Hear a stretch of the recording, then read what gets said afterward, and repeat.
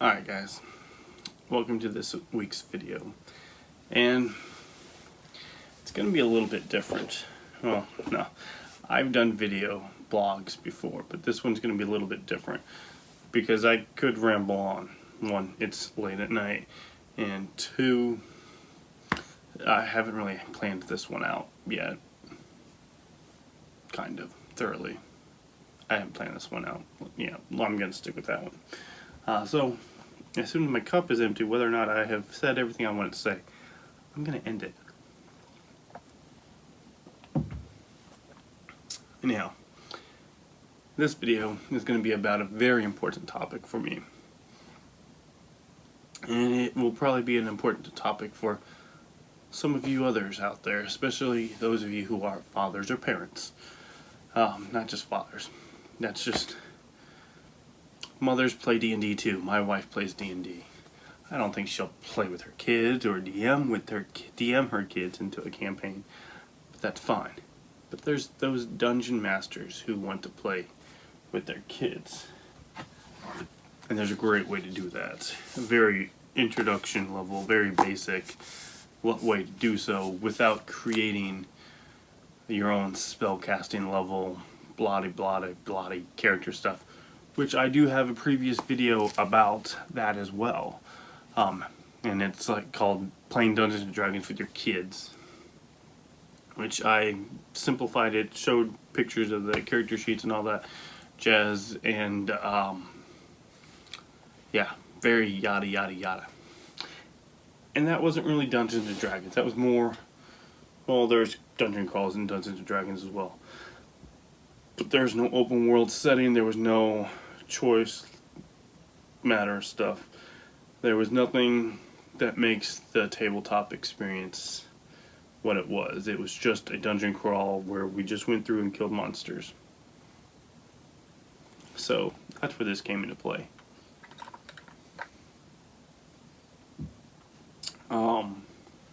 I came across Wardlings, basically the book. And then I came, and it was coming out soon, and they were promoting it and all that jazz from the time the site that I was getting all my D&D stuff. And then I went through my local comic store, which is my local D&D supply chain, and I don't spend as much as I probably should to keep that place going. Bad on me, spend too much time online. And so we came across the minis, and my kids, we had played that dungeon crawl session, and my kids enjoyed it, and I was like, well, I'm gonna buy this book when it comes out so I can play D&D with the kids. And they happen to have Wardling minis. By the way, this game is called Wardlings. It's a campaign guide. It is 5e compatible. And my kids have created characters from this book. And by my kids, I mean I sat down with them and just had them roll dice, and then I asked them what kind of stuff they wanted. So basically, what also helped create these characters was the fact that my kids were able to get minis for Wardlings. So my kids were able to pick what minis they wanted to play with, and then we went from there. So it's a very cool concept that WizKids did. Excited. I'm going to be doing a lot, and I apologize. And it took months to finally get to playing this. I thought it was going to happen a lot sooner, but it didn't. I remember when this came out, it was in the middle of COVID, so I had just played with my kids, and I was just so amped up. If my current campaign dies, I will pick up a campaign with my kids, and we'll get this through. And so quarantine's over in Alaska, and the numbers are now skyrocketing thanks to tourism season coming to an end, and yeah. So, now's the time when I finally decided to play with my kids.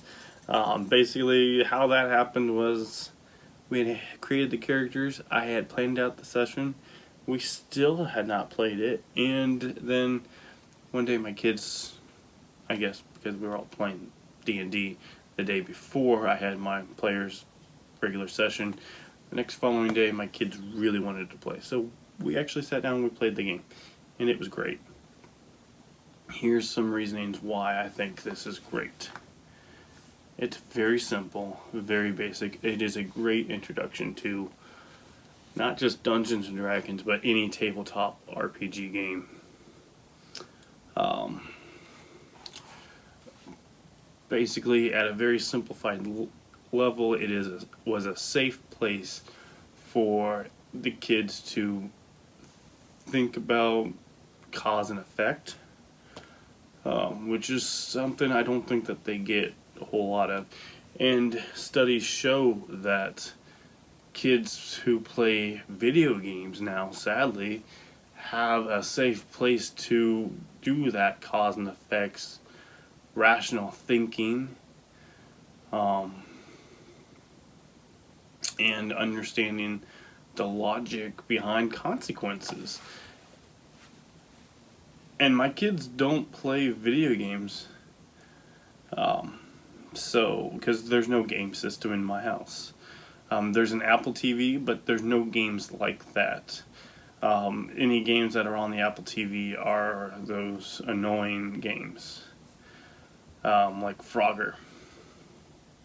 Frogger has no consequences. It's based on your actions. It's just how fast you clickety click click click.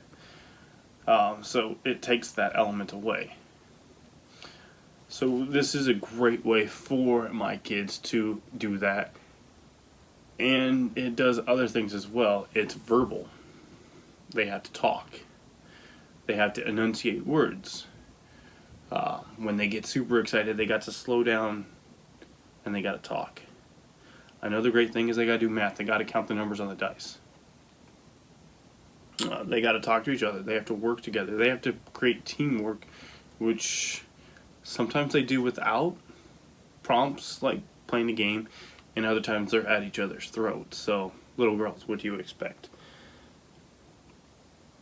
So these are just small things that I noticed hiding behind the DM screen. Them talking to each other. Oh, we should do this, we should do that. The younger one going about things differently. The older one's like, oh, we need food, food, food, food. And the other one's like, yeah, I want to talk to everybody. And she does. She does that in real life. She does that. She'll stop you if she knows you, and she will tell you her life story from the day she was born to that day if she sees you in the store. And I always have to apologize to people. It's like, I'm so sorry. But this created a safe space for them to do that sort of thing. This might not be making any sense without the campaign, and that's cool. I'll shortly go through it. Basically, a kid comes to the town, and it's a town completely ran by kids. And this kid comes to town, falls over, fainted, screams her brother's been taken. So then the council decides that they're going to send this adventure group to go to this farm and see what happens. So basically, you got to spend the time deciding who's going to go on this campaign and what supplies they need. And that's essentially what my kids did. They thought about where they were going to go. Were they going to go the hard way, or were they going to go, which was shorter, or were they going to go the long way, which was going to be safer? They had to think about that. They had to plan that session. Then they had to plan what they needed for supplies, which they had sleeping bags and stuff like that, but they needed food. They needed health potions. They needed blah, blah, blah, blah. And my kids were able to go through that and go through different people in the village to get information and stuff like that. So, would I recommend Wardlings if you have kids? Yes. Does it give an age group? It does not give an age group. So let me give an age group. 5 and up. That's right, I said it, 5 and up. I got a 5-year-old and I got a 7-year-old. Both of them have played one session of this game. Totally enjoyed it. They're looking forward to the next session. So Daddy needs to go plan. Is that good enough review for you guys? I'll let you guys know what happens in the next session, when they actually have to encounter a monster. Maybe one of them dies. Maybe they both survive. But I'll let you guys know. So, in the meantime, comment below if you have played this. Comment below if you play D&D with your kids. Comment below if you want to play with your kids. Like this, share it.